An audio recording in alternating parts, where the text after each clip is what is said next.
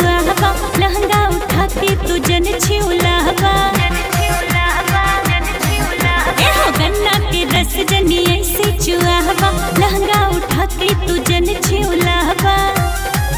सुन छोट बटे हमरो कटोरी सुन छोट बटे हमरो कटोरी गोरी सटा तो निसाफ को दी ढोरी गोरी सटा तो निसाफ को दी ढोरी गोरी सटा तो निसाफ को दी ढोरी गोरी सटा तो निसाफ को दी ढोरी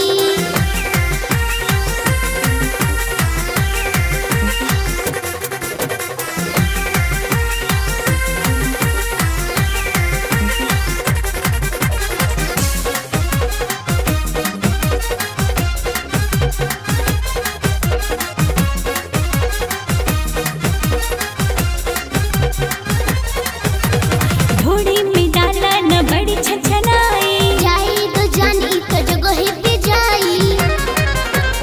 घुस गइल फंस गइल पहले ही राती छेदा में लगे दा बोला कैसी नयाटी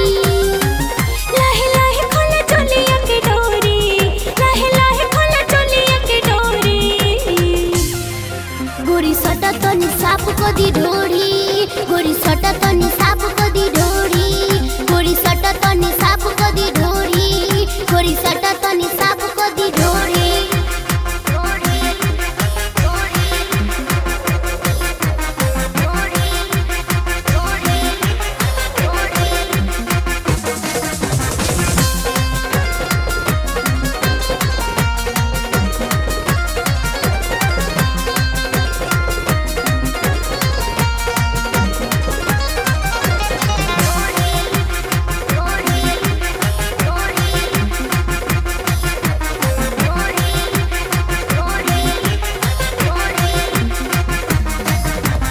लहंगा में डाला न करवाते कोरो बर्दाश्त नहीं होगी वकील बात मनी चुए लागे ठोपे ठोपे पानी टाइट सामान ढीला हो जाई रानी बात माना जाने कर बल चोरी बात माना जाने कर बल चोरी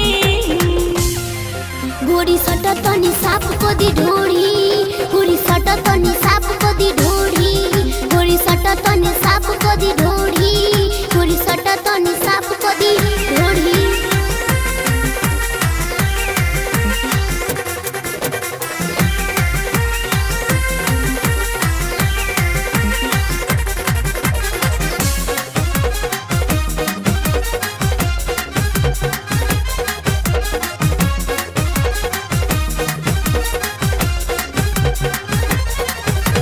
कृष्णा कहीं जा बात माना हमार हो बोलो न प्यार बानी हम हूँ कुंवर हो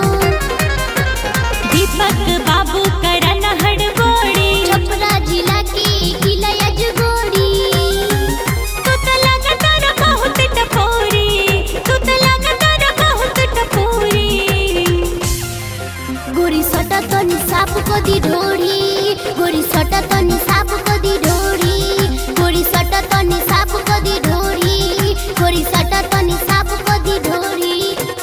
गन्ना के रस जनी ऐसे चुआवा लहंगा उठा के तू जन छिउलावा एहो गन्ना के रस जनी ऐसे चुआवा लहंगा उठा के तू जन छिउलावा सुन छोट बटे हमरो कटोरी